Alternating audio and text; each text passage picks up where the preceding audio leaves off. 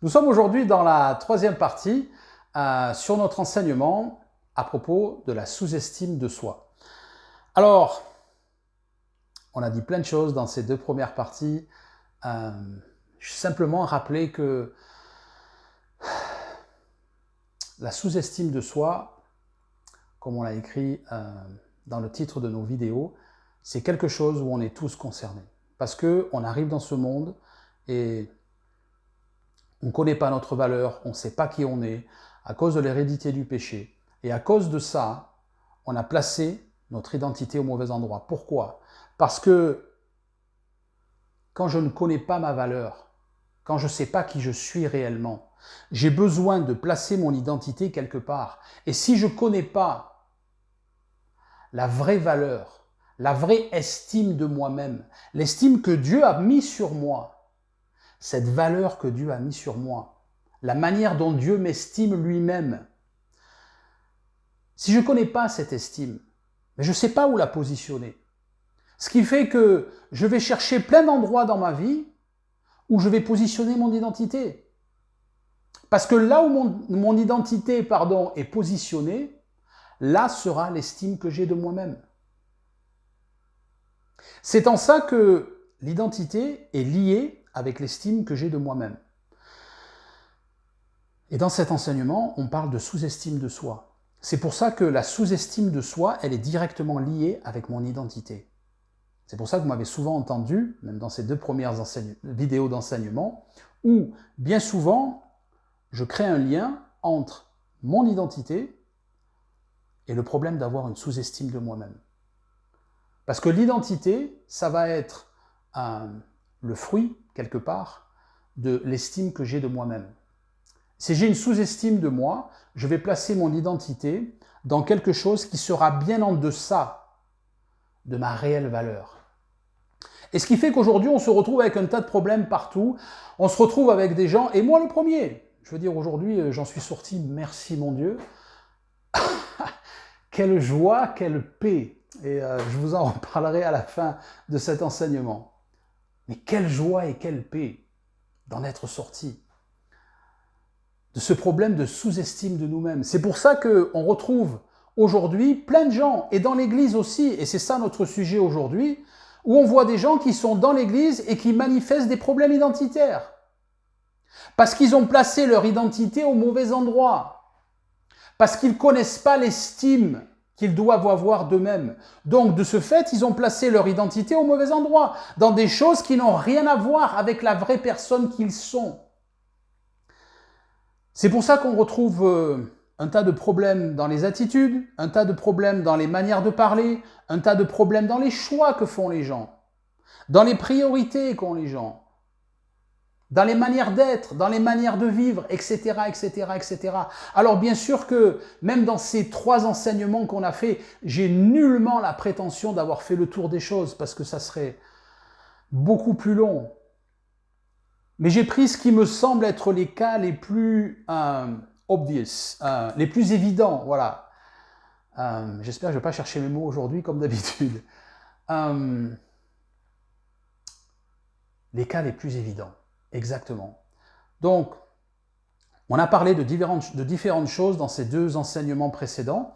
Et aujourd'hui, on va essayer d'aborder deux ou trois manières d'être, manières de vivre, deux ou trois effets d'une sous-estime de nous-mêmes, dans lequel, en tout cas, je vois beaucoup de manifestations autour de moi. Après, je n'ai pas la prétention, et loin de là, la prétention de dire que je vois tout, que je sais tout, etc. Je sais les choses par rapport à ce que je vis, par rapport à ce que je vois, par rapport aux gens que je côtoie, par rapport à ce que je lis, par rapport à ce que je me documente dans les écrits qu'on peut trouver dans le monde entier, etc., etc. Donc bien sûr que mon estimation, elle sera réduite, et elle est loin d'être parfaite, bien évidemment, et je n'ai pas la prétention d'avoir fait le tour des choses, bien sûr. Mais en tout cas, on va essayer de prendre les cas qui reviennent le plus souvent. Parce que c'est ça qui est intéressant, parce que c'est là qu'il va y avoir le maximum de gens qui pourront changer le cours de leur vie, qui pourront, avec un peu d'humilité, changer de manière de vivre, changer de manière de penser, changer de manière de parler, etc., etc., etc. Et on peut trouver dans la Bible, dans le sujet qui nous intéresse aujourd'hui en tout cas, il y a une histoire qui est très intéressante. On la trouve dans le 2e livre de Samuel. Alors, ça s'étale sur plusieurs chapitres. Pour ceux qui lisent leur Bible profondément et régulièrement, vous avez compris qu'il y a de grandes chances dans 2 Samuel qu'on parle du roi David et de sa famille et de sa vie, etc., etc. Bingo, vous avez raison. Si on prend 2 Samuel et qu'on commence vers le chapitre 13, je pense, 12 ou 13, on va voir un passage, en tout cas, de l'histoire de la vie de David. Ce premier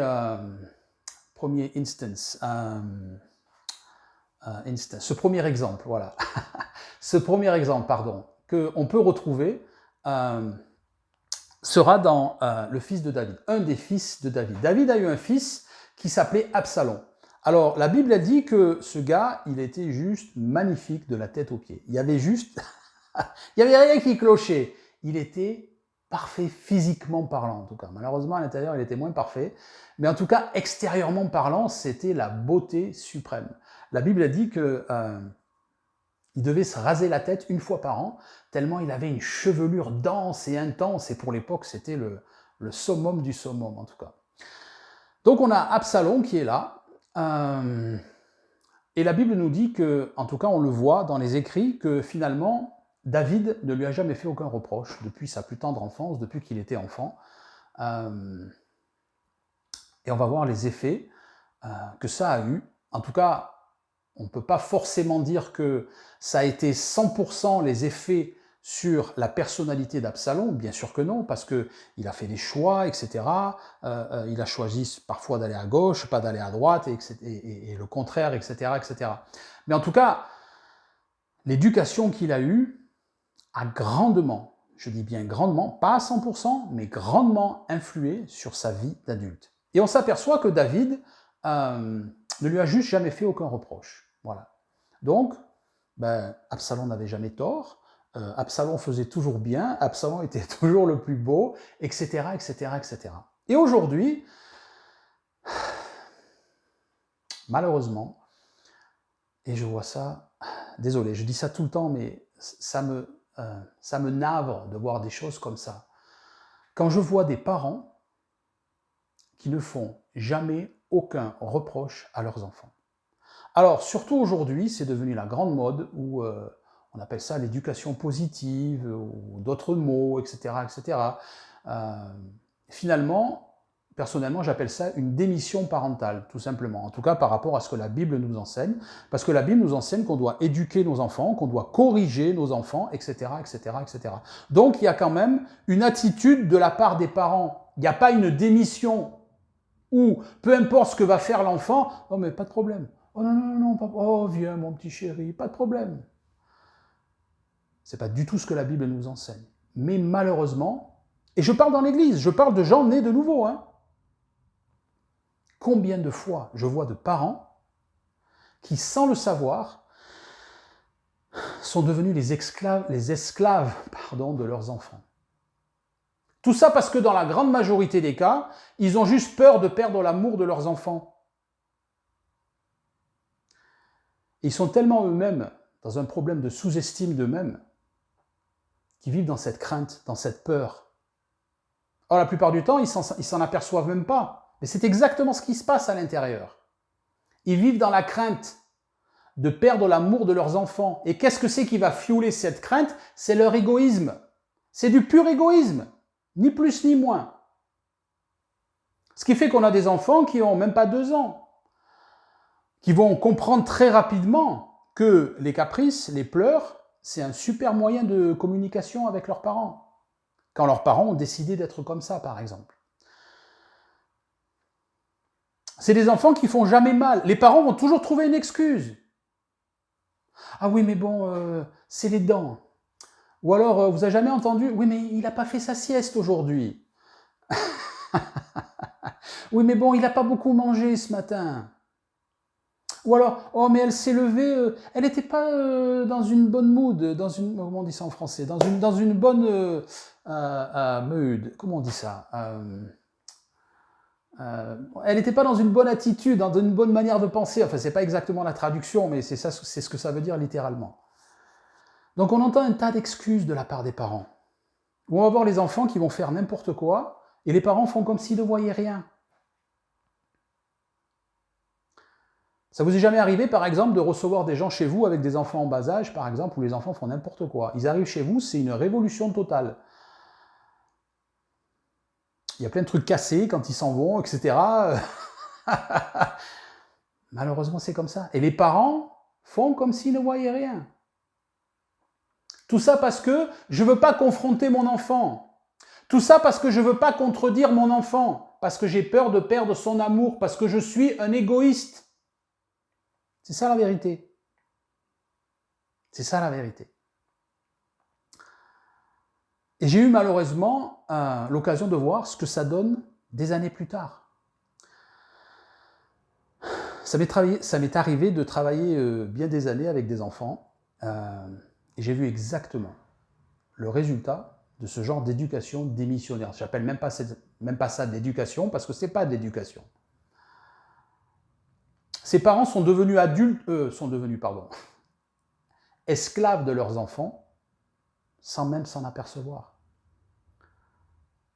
Et dès que l'enfant va devenir un peu plus grand, ça va être... les excuses vont changer. Alors ça sera plus, il a pas fait sa sieste parce que c'est fini la sieste. Ça sera plus, ah non mais il a les dents qui poussent. Mais parce que toutes les dents sont sorties, donc on peut plus trouver ça comme excuse. Mais alors ça va être, oh mais il a eu une mauvaise journée aujourd'hui. Oh mais il s'est fait gronder par son professeur à l'école, donc le pauvre, tu te rends compte, c'est une sale journée pour lui. Non mais vous vous moquez de moi? Vous avez rien de plus stupide à sortir que ça? Réveillez-vous. Réveillez-vous. Désolé si je vous secoue un peu, mais réveillez-vous. Combien de fois j'ai vu des gamins de 8 ans, 9 ans, 10 ans, les parents venaient les chercher, et par exemple, il y en a un qui devait aller au club de foot. Et le gamin, 9 ans, 10 ans, la maman, oh, assieds-toi sur la chaise. Alors je vais t'enlever les chaussures, je vais te changer les chaussettes, attends, je vais te mettre les chaussettes. Et j'ai vu ça de la part de papa ou de maman, hein, en train de habiller leurs enfants de 9 ans ou 10 ans. Et le gamin qui est là, amorphe comme un mollusque, se laissant faire, quoi. Ah mais j'ai pas envie. Ouais mais vas-y, change-moi les chaussettes, fais-moi les lacets des chaussures. Non mais... c'est comme ça que vous allez créer l'autonomie de vos enfants? Pas vraiment, hein. Pas vraiment. Et... j'allais dire quelques années plus tard, mais pas forcément. Le résultat de ça, c'est que si vous confrontez jamais un enfant, si vous lui montrez jamais qu'il a tort, si vous lui montrez jamais qu'il fait mal, mais il y a quelque chose de tout logique qui va se passer, c'est qu'il va croire qu'il est parfait. C'est logique, parce que votre attitude, vos paroles et vos gestes lui ont montré qu'il ne fait jamais mal. Donc finalement qu'il est parfait. Vous lui avez menti dans vos attitudes, dans vos paroles, dans votre système éducatif qui n'est même pas un système éducatif. Ce qui fait que votre enfant, quand il va être confronté à la vie, quand il va commencer à socialiser avec les autres, quand il va être confronté à des gens qui vont le confronter, qui vont lui montrer qu'il a mal fait, qu'il ait 3 ans, ou qu'il ait 15 ans, ou 8 ans, ou 10 ans, hein. Mais ça va être catastrophique pour lui. Parce que vous allez créer un déséquilibre total. Parce que lui, il ne va plus comprendre. Parce que il va dire, mais attends, ma mère ou mon père, pendant des années, m'a montré que tout ce que je faisais, c'était bien. Et là, d'un coup, on me dit que c'est pas bien. Ah, mais le prof à l'école me dit que j'ai pas bien fait. Non, mais comment ça se fait? Ce qui fait qu'on crée des enfants susceptibles. On crée des enfants coléreux. Et si vous vous reconnaissez là-dedans, c'est vous qui avez créé ça dans votre enfant, personne d'autre, hein. C'est juste vous. Par votre égoïsme, simplement parce que vous avez peur de perdre son amour. Ou pour d'autres cas, qui n'auraient rien à voir avec la sous-estime de soi, mais je le cite quand même parce que c'est quand même important dans l'exemple qu'on donne aujourd'hui, peut-être parce que vous êtes trop feignant pour vous lever de votre fauteuil et aller corriger votre enfant chaque fois qu'il y en a besoin. Non mais c'est bon, ça va, non mais c'est bon, ça va. J'ai vu ça aussi plein de fois, hein, chez les chrétiens. Non, non mais ça va, ça va. Non, j'ai pas envie maintenant, je suis fatigué, je viens d'arriver du travail. Ok, je comprends. Si vous avez des enfants, il faut s'en occuper. Hein. Il faut bien s'en occuper. Donc malheureusement, on peut avoir des gens qui ont un problème de sous-estime d'eux-mêmes et qui ont peur de perdre l'amour des autres. On voit ça chez les conjoints aussi. Hein. Des épouses qui vont jamais faire un reproche à leur mari ou jamais leur dire « Non mais, ok, là, je ne suis pas vraiment d'accord parce que ça et ça, regarde, tu n'as pas bien fait. » Ou un mari qui va dire à sa femme « Regarde, là, ton attitude, elle n'était pas bonne, etc. etc. » Tout ça parce qu'ils ont peur. Et on a parlé dans les enseignements précédents de se retrouver tout seul. Alors je me fais l'esclave de l'autre. Ben oui, bien sûr.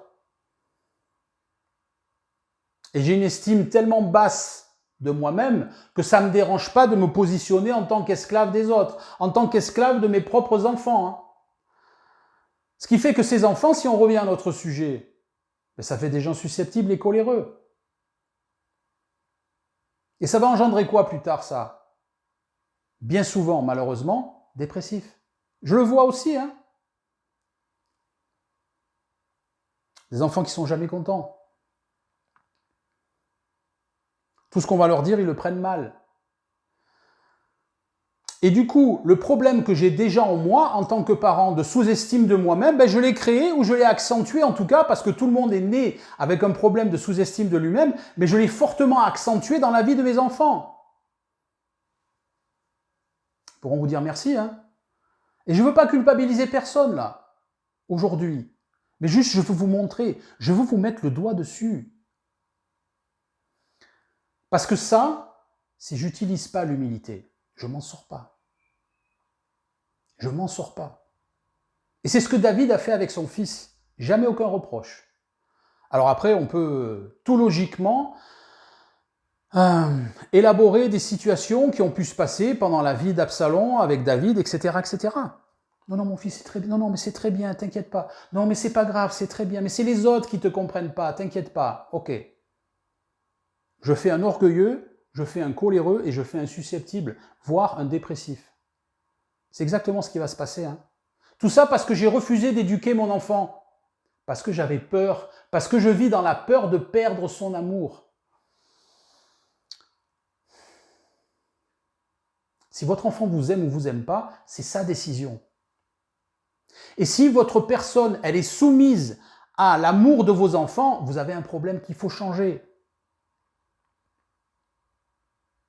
Paul disait, j'ai appris à me contenter dans l'état dans lequel je me trouve. Et ça marche aussi pour des situations comme ça. Que les gens m'aiment ou que les gens m'aiment pas, qu'est-ce que ça va changer dans ma relation avec Dieu? Rien! Absolument rien. Ça ne doit rien changer. Parce que le même Paul, il dit, rien, absolument rien, ne pourra me séparer de l'amour de Dieu. Et il cite un tas de choses dans une liste interminable. Des choses qui peuvent être très puissantes, mais rien, rien ne peut me séparer de l'amour de Dieu. Vous savez pourquoi? Parce que c'est votre décision et ma décision de rester dans l'amour de Dieu, de rester dans une relation profonde d'amour avec lui. C'est notre décision. Personne ne peut vous obliger. C'est pourquoi, si vous vous reconnaissez là-dedans, si humblement, vous pouvez dire, ok, je me suis loupé avec mes enfants jusqu'à présent, ou avec mon enfant jusqu'à présent. J'ai pas voulu le confronter. J'ai pas voulu lui montrer qu'il avait tort. J'ai pas voulu lui montrer qu'il faisait mal. J'ai pas voulu le frustrer. Ça, c'est la première étape pour changer. Reconnaître que j'ai mal fait. Et je comprends qu'aujourd'hui, on est assailli par des mensonges dans nos sociétés aujourd'hui. Aujourd'hui, voilà, comme je disais tout à l'heure, je crois, il y a ce qu'on appelle l'éducation positive. C'est-à-dire qu'on ne contredit jamais l'enfant, on ne le confronte jamais. On ne va jamais le contredire. Parce que c'est mauvais pour son développement. Ah bon? Non, c'est lui mentir. Et c'est lui montrer une fausse vie. Et du coup, c'est grosse douche froide quand il va vraiment rentrer dans la vie. Quand il va sortir de la sphère dans laquelle il est avec vous et qu'il va commencer à socialiser avec les autres, ça va être grosse douche froide pour lui, hein, ou pour elle. Donc si vous vous reconnaissez là-dedans, il faut changer. Encore une fois, il faut changer. Et pour changer, c'est toujours la même chose. Merci mon Dieu. Merci mon Dieu. Je m'aperçois que j'ai mal fait avec mes enfants, j'ai eu peur. J'ai eu peur de perdre leur amour, j'ai eu peur de perdre leur attention. Et alors j'ai jamais dit non. J'ai toujours dit oui. J'ai jamais confronté, j'ai jamais contredit. Mais j'ai compris que c'était pas une bonne chose. Et je veux éduquer mes enfants de la bonne manière comme toi tu le dis, mon Dieu. La Bible, elle regorge d'exemples pour éduquer les enfants. Il y en a plein. Allez voir, allez lire. Merci Saint-Esprit, parce que je sais que tu es avec moi. Remémore-moi pendant mes journées, à chaque fois que je vais me louper, à chaque fois que je vais être tenté d'avoir des réflexes pour ne plus confronter ou ne plus contredire mes enfants, merci. Merci de me le montrer pour que je change et pour que j'avance. Encore une fois, je le dis à chaque fois, faites-le avec vos propres mots. Moi, je vous montre ce qui sort de ma personnalité, mais c'est juste moi. Et je ne suis pas vous et vous n'êtes pas moi. C'est dévastateur, ça. Sortez de cette sous-estime de vous-même, de la crainte de perdre l'amour des autres. Et notamment dans cet exemple de vos enfants. David, il n'était pas exempt de ça. Bien sûr qu'il avait un problème de sous-estime de lui-même aussi. Et bien sûr qu'il avait peur de perdre l'amour de son fils. Et qu'est-ce que ça a donné, ça? Si on va, je crois que c'est dans le chapitre 13 ou 14. Je crois chapitre 13. Ou si c'est le 14, pardonnez-moi. Mais c'est un des deux, en tout cas. De deuxième livre de Samuel. On voit ce que l'éducation de David, en tout cas en grande partie, a donné dans la vie d'Absalom. Alors, pour remettre les choses dans leur contexte, qu'est-ce qui s'est passé? Alors, si on remonte, je crois, au chapitre 12 de Samuel, on voit que, ok, Absalom, c'était un des fils de David. David a eu aussi un autre fils précédemment, avec sa première femme Mika, si vous vous souvenez, qui s'appelait Amnon. Donc Amnon, c'était le demi-frère de Absalom. Qu'est-ce qui s'est passé? David a eu aussi une fille qui s'appelait Tamar. La Bible a dit que, comme Absalom, elle était magnifique de la tête jusqu'aux pieds. Physiquement, c'était parfait. Et la Bible dit que Amnon a commencé à avoir des vues, en tout cas physiques, sexuelles, sur sa demi-sœur. Qu'est-ce qui s'est passé? Il n'en dormait plus la nuit, il n'en mangeait même plus, tellement il s'est laissé enraciner dans le péché. Et la Bible nous montre par la suite que ce Amnon, c'était juste un égoïste dégoûtant. Et vous allez le comprendre quand je vais vous donner la suite de l'histoire. Donc qu'est-ce qui s'est passé? Il a élaboré une stratégie, il a fait le malade, il a dit à son père David, oui mais papa, est-ce que Tamar peut venir pour me faire à manger parce que ça fait longtemps que je ne mange plus, etc. Donc il a fait le malheureux, donc Tamar est venue chez lui, etc. etc. Elle a commencé à lui faire à manger, ensuite il a dit ok, je veux que tout le monde sorte de là pour qu'il n'y ait pas de témoins bien sûr, et il a demandé à Tamar, est-ce que tu peux venir près de mon lit et me donner à manger, etc. etc. faire des gâteaux, voilà. Total, elle s'est approchée de lui, il a commencé à la saisir par la force, et il lui a dit, couche avec moi. Elle lui a dit, mais non, ne fais pas ça, je t'en prie. Et encore, elle, bien gentille, elle lui dit, mais si tu demandes au roi, je suis sûre qu'il me donnera à toi. Elle était prête à se donner à lui de la manière légale de l'époque, si on peut dire ça comme ça. Et lui, il n'avait rien à faire. Il a violé. Froidement. Pourquoi je dis froidement? Parce que la Bible, elle dit qu'une fois que c'était fait, il ne voulait même plus la voir. Il l'avait en horreur. Et il l'a chassée de chez lui. Il l'a pris comme un objet. Sa demi-sœur. Ce gars, il était abject. Malheureusement. On n'entend plus parler de lui. Mais c'était pas quelqu'un d'intéressant du tout. Mais bon, notre sujet, Absalom. Ça, c'était juste pour nous remettre dans le contexte.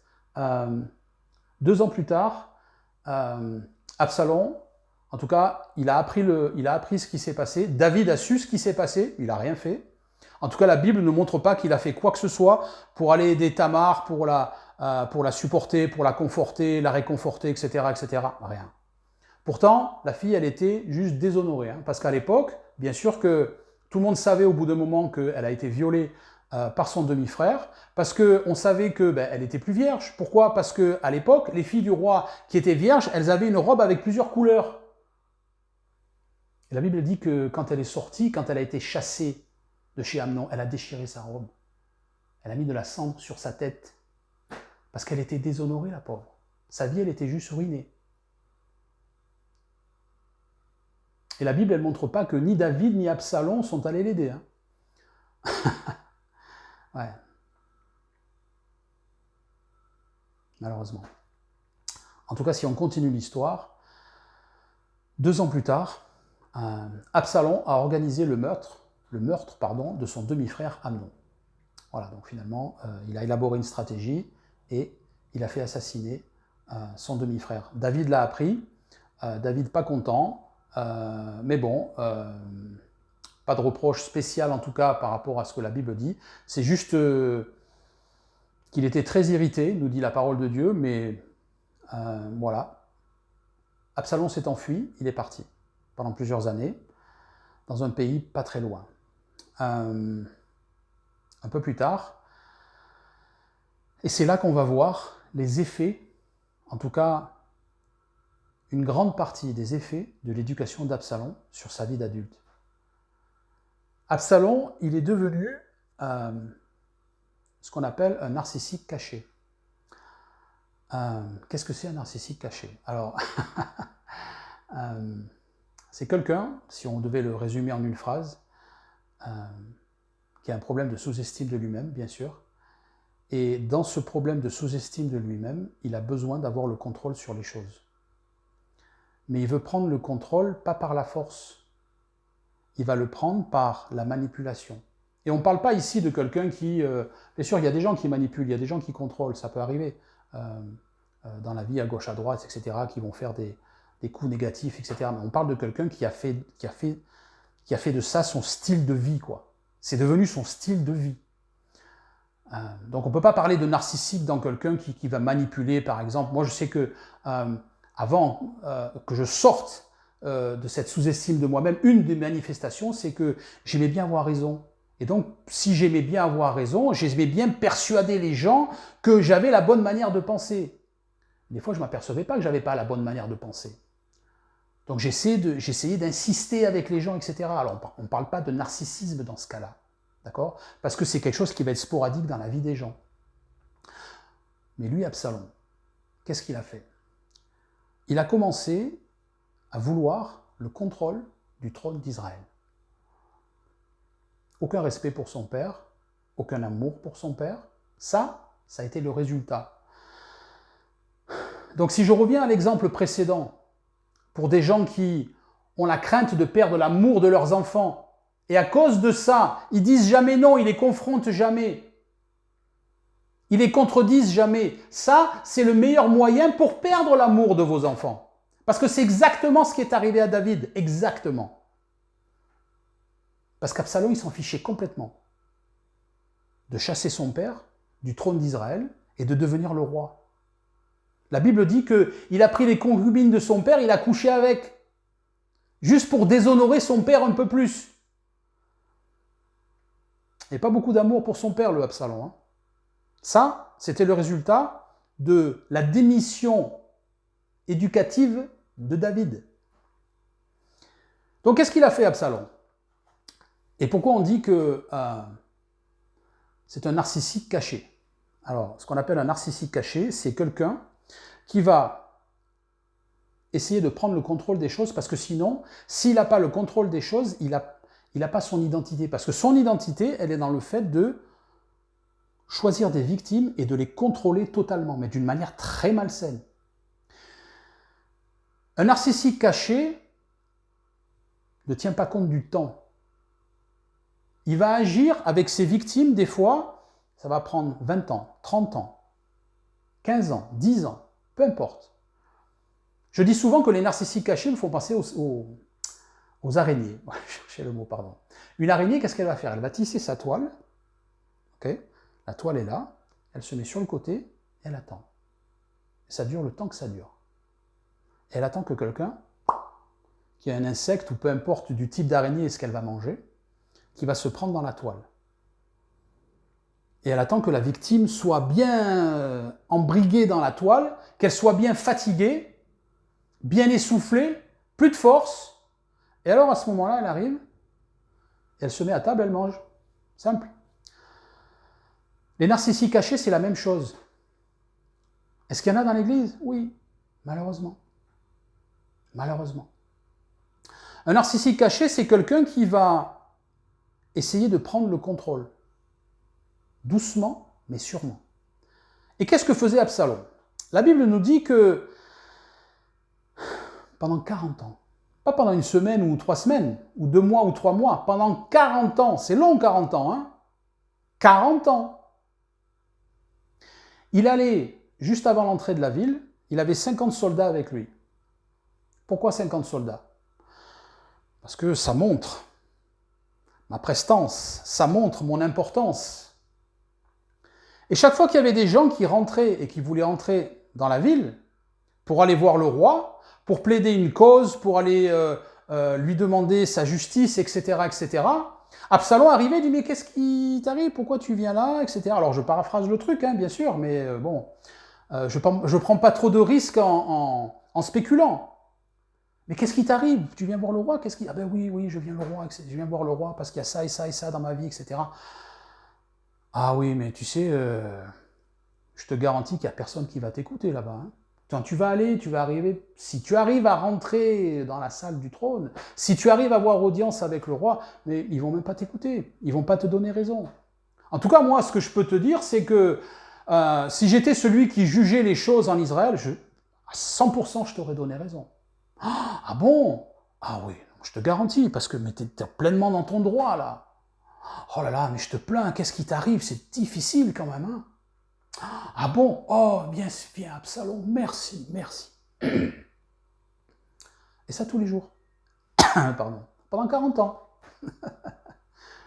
Qu'est-ce que ça a fait? Ça a fait que les gens, David, ils ne voulaient plus en entendre parler. Tout le monde ne jurait que par Absalom, parce qu'Absalom, c'était celui qui rendait la justice. En blabla, oui, mais c'est tout. Donc 40 ans plus tard, qu'est-ce qui s'est passé? La plupart du peuple était pour Absalom. Et quand Absalom a vu que ça s'était arrivé, et qu'il était arrivé à ses fins, qu'est-ce qu'il a fait? Il a renversé son père du trône. Et David, il est parti en fuyant. La Bible dit qu'il a laissé des concubines à lui, David, pour garder la maison. Et Absalom, quand il est arrivé et qu'il s'est emparé du palais, il a couché avec chacune des concubines. Pour montrer, vous voyez, c'est moi le coq aujourd'hui, c'est moi le patron aujourd'hui.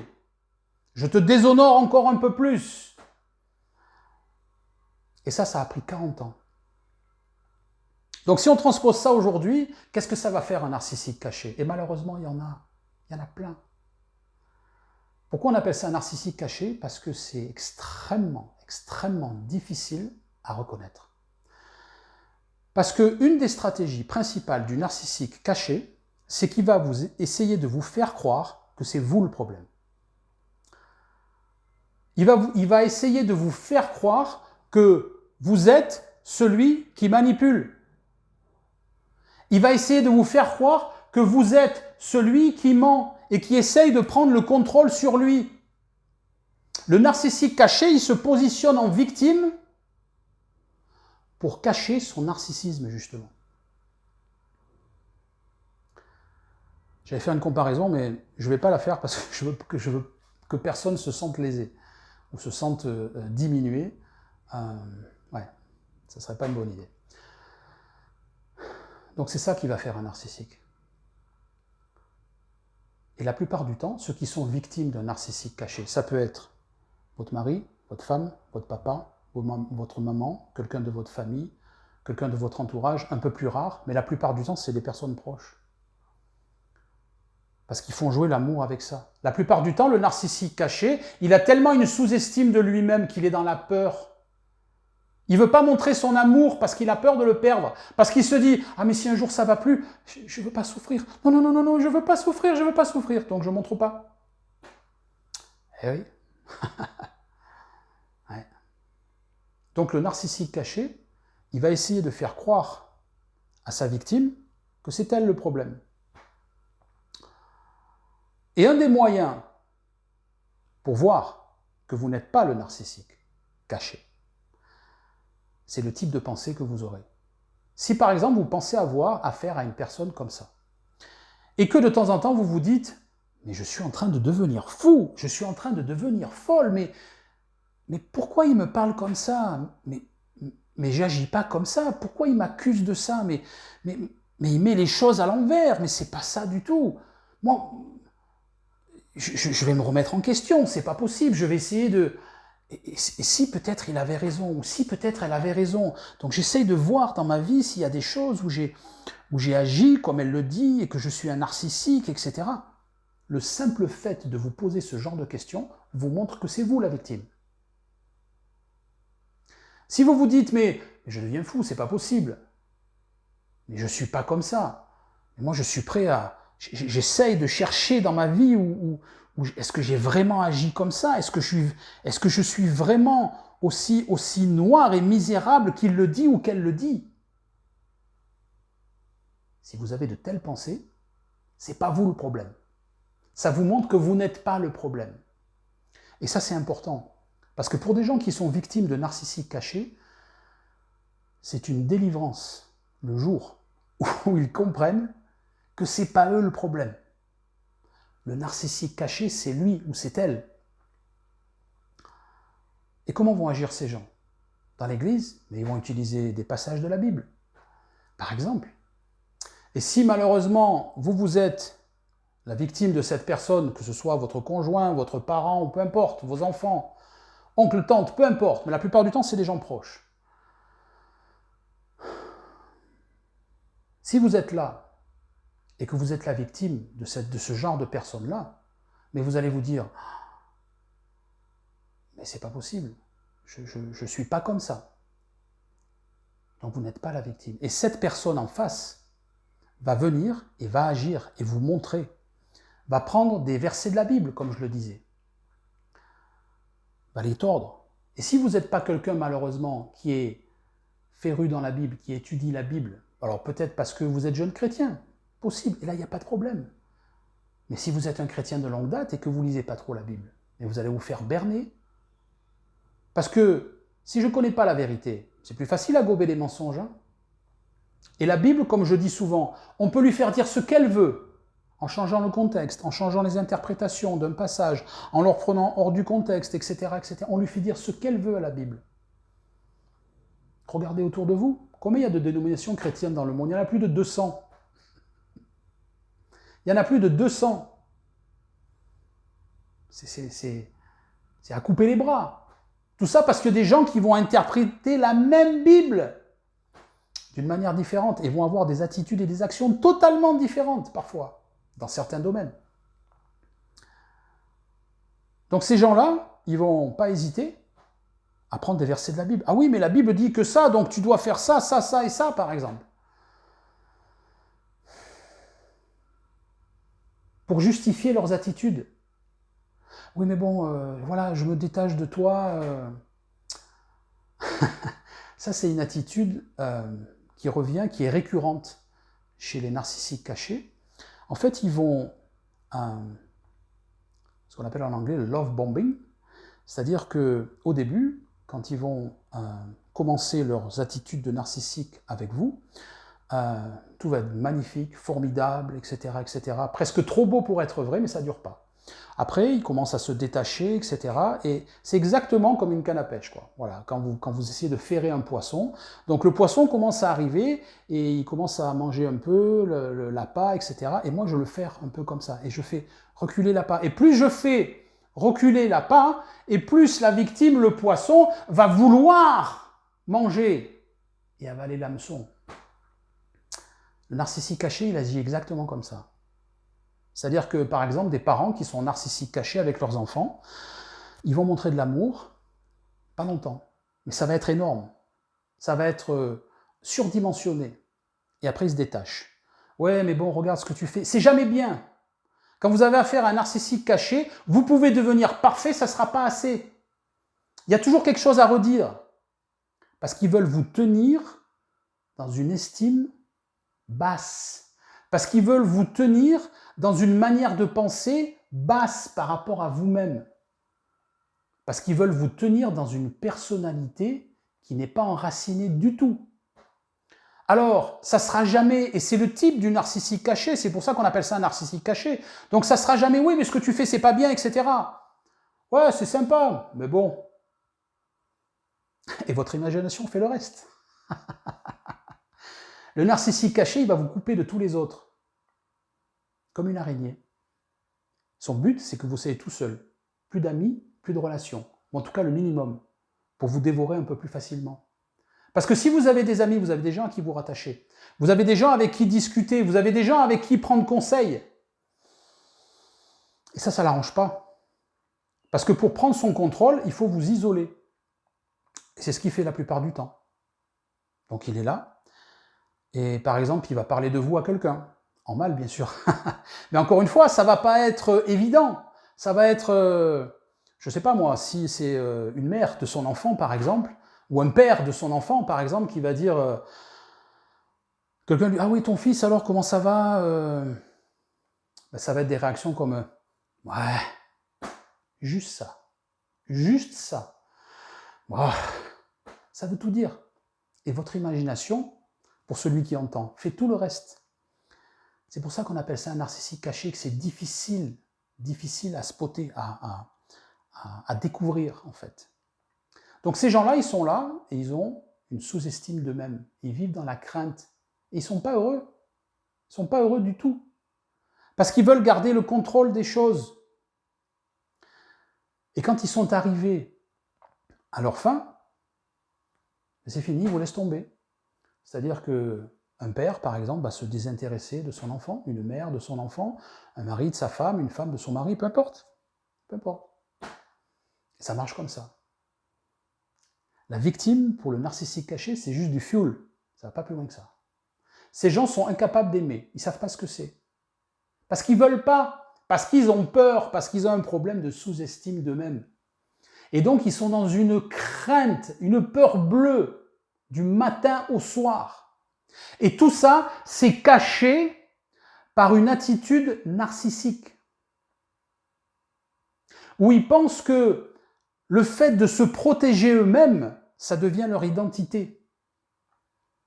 Et quand ils ne sont pas en train de se protéger eux-mêmes, c'est-à-dire de manipuler les gens, c'est-à-dire de mentir aux gens, parce qu'ils mentent comme des arracheurs de dents, comme on dit, de prendre des versets de la Bible et de les tordre, etc., de faire croire des mensonges, etc., etc., c'est ça leur identité. Alors si vous vous reconnaissez là-dedans, il faut changer. Et encore une fois, c'est toujours le même pattern. La Bible elle dit que Dieu résiste aux orgueilleux mais fait grâce aux humbles. Ça veut dire que tant que je n'ai pas reconnu que je fais mal, je ne peux pas changer. L'humilité, c'est la porte d'entrée pour changer.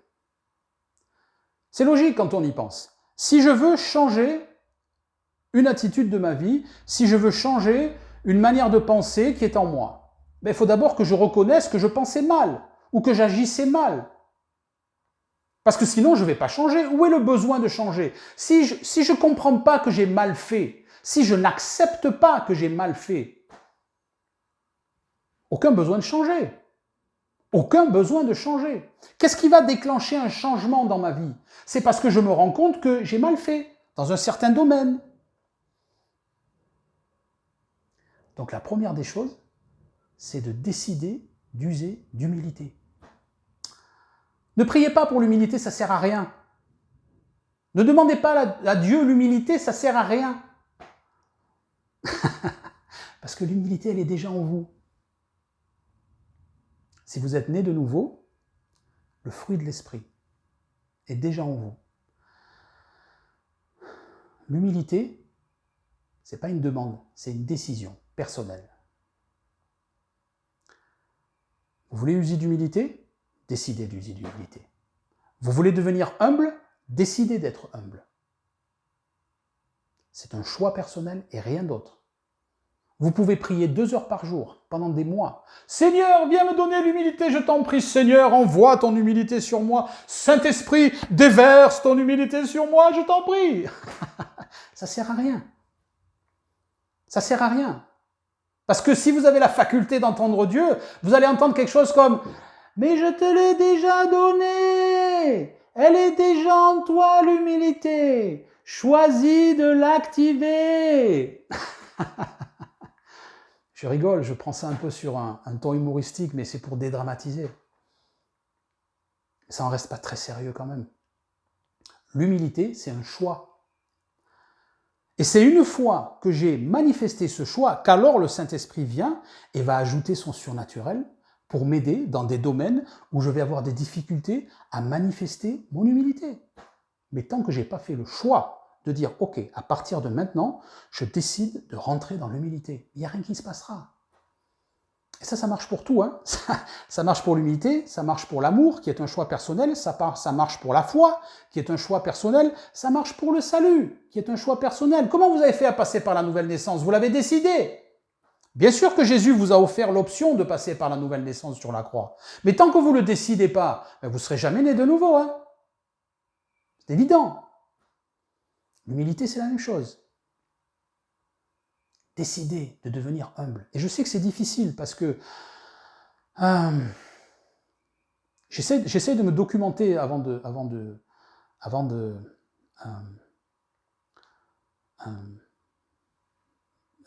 pas d'élaborer, mais je cherche encore mes mots, pardon. Avant de traiter certains sujets, etc., etc. Donc j'ai lu pas mal de choses sur les narcissiques, etc., les narcissiques cachés, etc., etc. Il y a un point sur lequel, humainement parlant, je dis bien humainement parlant, la science s'accorde dans tous les domaines, c'est que le narcissique, il ne peut jamais s'en sortir tout seul. Un narcissique, quand il est narcissique caché, déclaré narcissique caché, il s'en sort jamais. Juste jamais. Il y a un cas sur 10 millions. Mais quand on est né de nouveau, ça n'a rien à voir. Ça n'a rien à voir. Rien n'est impossible. Juste rien. Il suffit de le décider. Donc si vous vous reconnaissez là-dedans, si vous avez l'humilité nécessaire pour dire « Ok, j'ai bien l'impression que ma sous-estime de moi-même, elle m'a poussé dans une attitude de narcissique caché. » Alors, je ne parle pas des narcissiques grandioses aujourd'hui parce que c'est facile. Un narcissique grandiose, il est ostentatoire, il va tout essayer de faire par la force, par la manipulation. Tout le monde le voit, donc c'est facile, quoi. Voilà. J'ai choisi de parler du narcissique caché parce que c'est beaucoup plus difficile à spotter. C'est beaucoup plus difficile à déterrer quelque part. Donc si vous vous reconnaissez là, choisissez d'utiliser l'humilité. Dire ok, Saint-Esprit, il y a de grandes chances que j'ai une attitude de narcissique caché. Mais ça, c'est terminé, j'en veux plus. Parce que je veux rentrer dans la liberté. Je veux sortir de cette prison du narcissisme. Parce que je ne suis pas heureux, parce que je ne suis pas heureuse. Alors merci. Merci de m'y aider à rentrer dans ce processus. Et ensemble, on va arriver jusqu'au bout. Encore une fois, et je le dis à chaque fois, c'est avec mes mots, mais utilisez les vôtres. Il faut que ça sorte de vos entrailles. C'est important. Une fois que je m'aperçois que je suis dans ce type d'attitude, L'humilité, comme je le disais, va être la porte d'entrée pour les choses. Ensuite, il faut que je décide d'aller jusqu'au bout, peu importe ce que ça me coûte. Mais quelle liberté! Quelle liberté! Quelle liberté! Moi-même, je suis resté des dizaines d'années né de nouveau avec des problèmes de sous-estime de moi-même. Vous m'avez déjà entendu parler. Déjà entendu en parler, pardon.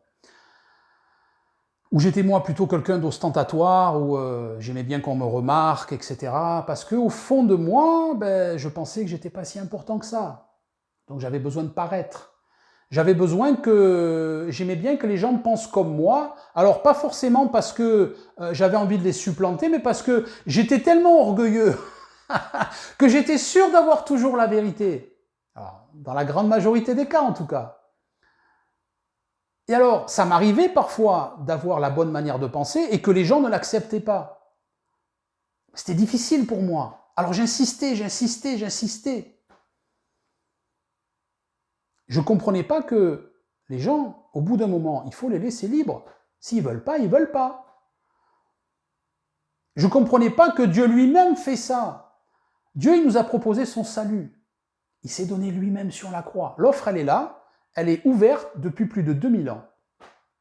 Qui veut la prendre? Est-ce que Dieu va forcer les gens qui ne veulent pas la prendre? Non. Bien sûr que non. Personne ne peut dire qu'il a été forcé de passer par la nouvelle naissance. Bien sûr que Dieu va me montrer, m'encourager, etc. Bien sûr. Mais en aucun cas, il va forcer qui que ce soit à passer par la nouvelle naissance. Et moi, je n'avais pas compris ça à l'époque. Donc quand j'avais la chance de temps en temps d'avoir la bonne manière de penser, et que les gens ne comprenaient pas, et ne voulaient pas adopter ma manière de penser, mais j'insistais, ce qui fait qu'au bout d'un moment, ça créait des disputes, des heurts, etc., etc. Mais quelle liberté quand je suis sorti de là. Et encore une fois, la porte d'entrée, ça a été l'humilité. Ça a été de dire, ok, que les gens pensent ce qu'ils veulent de moi.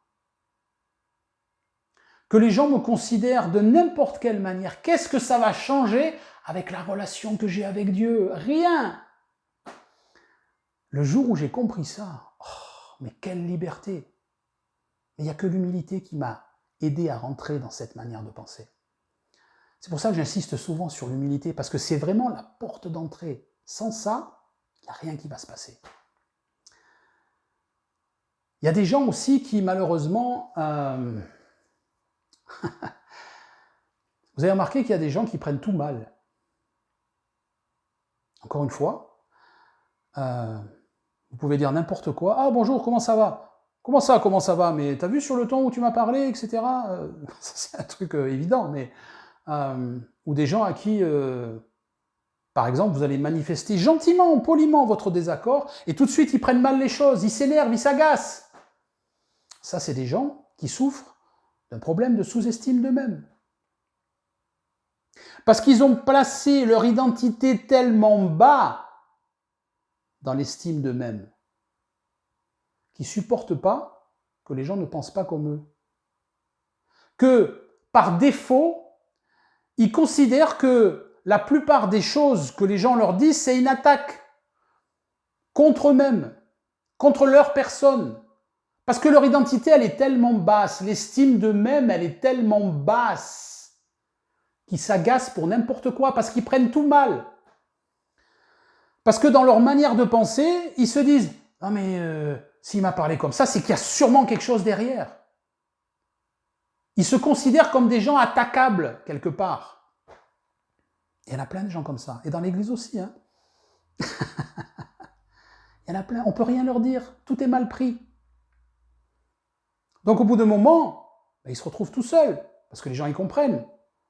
Si vous allez voir quelqu'un, vous essayez de lui parler, etc., et s'il prend tout mal, au bout d'un moment, ok, écoute, je te laisse, hein, je te parle pas, parce qu'on ne va pas se disputer à chaque fois. Donc il y a peut-être quelques irréductibles de leur famille proche qui restent avec eux et qui parlent avec eux, mais c'est des conflits sans arrêt. C'est des gens qui sont tout le temps dans les conflits. Parce que par défaut, tout est mal pris. Parce que l'estime qu'ils ont d'eux-mêmes, elle est tellement basse mais tellement basse, qui considère que c'est vrai. Et que peu importe, même si les gens sont polis, même si les gens sont souriants, même si les gens sont gentils avec eux, ben eux, ils considèrent que c'est une attaque quelque part. Ouais, mais il a dit ça, mais en fait, il pensait ça. Ça me rappelle une chrétienne avec qui je parlais une fois qui avait un problème comme ça. Elle me disait, ok, d'accord, tu m'as parlé comme ça, c'était très gentil, il n'y avait pas de problème. C'est vrai que j'ai pas trouvé un seul problème dans la manière dont tu m'as parlé, mais je suis sûr que dans ta tête, tu penses le contraire. Qu'est-ce que vous voulez faire contre ça? Mais qu'est-ce que vous voulez faire contre ça? Rien. Ben, pense comme tu veux, qu'est-ce que tu veux que je te dise? Pense comme tu veux.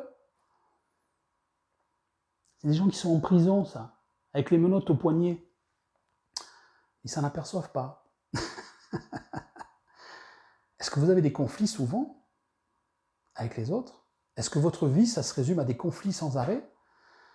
Est-ce que vous vous agacez la plupart du temps quand quelqu'un vous dit quelque chose? Quand quelqu'un n'est pas d'accord avec vous, comme on disait dans les enseignements précédents? Mais il y a de grandes chances que vous ayez un problème de sous-estime de vous-même. Et vous savez quoi? Il faut changer ça aussi. Et c'est toujours la même recette. Acceptez d'avoir un problème. Acceptez d'avoir un problème dans votre vie. Reconnaître que vous avez ce problème-là dans votre vie. Ça, c'est le résultat de l'humilité. Et c'est la porte ouverte au changement dans la pièce d'à côté. Tant que je ne reconnais pas que j'ai ce problème-là, je ne peux pas passer dans la pièce d'à côté pour le changement. C'est juste pas possible. C'est pour ça que les gens, souvent, ils tournent en rond. Ils vont accepter des demi-vérités. Ouais, ok, d'accord, bon, ben, cette fois j'ai mal réagi, mais bon, ouais, mais ils se victimisent tout le temps, c'est jamais leur faute. Ok, ils vont parfois admettre qu'ils ont mal réagi ou qu'ils ont mal parlé, mais ils vont jamais reconnaître qu'ils ont un problème. Parce qu'ils vont dire, ok, j'ai mal agi, mais c'est parce que ça et ça. Ok, j'ai mal parlé, ouais, mais c'est parce qu'il m'a dit ça et ça. Ça, c'est pas de l'humilité. Ça, c'est s'enfoncer encore plus dans sa sous-estime de soi-même. Et ça, c'est fermer encore, mettre des cadenas encore plus dans la pièce d'à côté pour le changement dans lequel je ne pourrai jamais aller. Tant que je ne reconnais pas que j'ai un problème à changer. Donc si vous vous reconnaissez là-dedans, j'ai dû dire cette phrase au moins 15 fois depuis ces enseignements, mais si vous vous reconnaissez là-dedans, usez d'humilité. Faites mourir votre chair.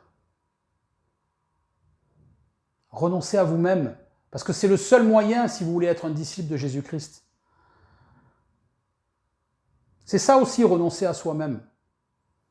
C'est admettre que j'ai un problème. C'est pas trouver une excuse sans arrêt pour excuser mon problème. Et l'enraciner encore un peu plus profond à chaque fois. Reconnaissez que vous avez ce problème-là. Ok, d'accord, j'ai un problème et il faut que ça change. Wow, déjà, vous allez voir le poids qui va sortir. Pas totalement, mais un bon poids qui va sortir. Maintenant, je peux t'inviter, Saint-Esprit, parce que mon libre choix te donne accès à venir m'aider. Merci, cher Saint-Esprit, parce que j'avance avec toi, parce que je veux rentrer dans ce processus pour sortir de cette sous-estime de moi-même. Peu importe où est-ce que je la manifeste, mais je veux sortir de cette sous-estime de moi-même. Et j'inclus tous les exemples qu'on a pu énumérer dans ces 3 enseignements. Et au-delà, merci de m'aider, Saint-Esprit, de me remémorer dans mes journées lorsque je retourne à des mauvaises attitudes, à des mauvaises pensées, à des mauvaises paroles. Aide-moi à le reconnaître. Montre-moi de façon à ce que je change, de façon à ce que je rectifie les choses, que j'aille demander pardon s'il y a besoin, de façon à ce que j'y pense. Pensez que vous êtes dans ce processus. Vous vous souvenez ce qu'on disait dans cet enseignement sur la prière, où lorsque je prie pour quelque chose, si je m'en rappelle seulement lorsque je suis en train de prier, il y a peu de chances que j'y arrive. Lorsqu'on parle d'un changement d'attitude en tout cas. Mais c'est à moi de garder ça dans ma mémoire de premier plan, ce que j'appelle. Souvenez-vous, si vous rentrez dans ce processus, alors souvenez-vous que vous êtes engagé dans un processus pour sortir de cette sous-estime de vous-même. Ce qui fait que dans la plupart des attitudes, des paroles de votre journée, vous allez dire « Ok, ah oui, c'est vrai, je suis dans ce processus, donc je suis vigilant, je fais attention. Attention à comment je réagis, attention à comment je parle. Attention à mes attitudes. Attention à ce que mes mauvais réflexes ne reviennent pas. » Et c'est à force de tout ça, à force de prier, à force de faire mon équipe avec le Saint-Esprit, que je vais enfin en sortir.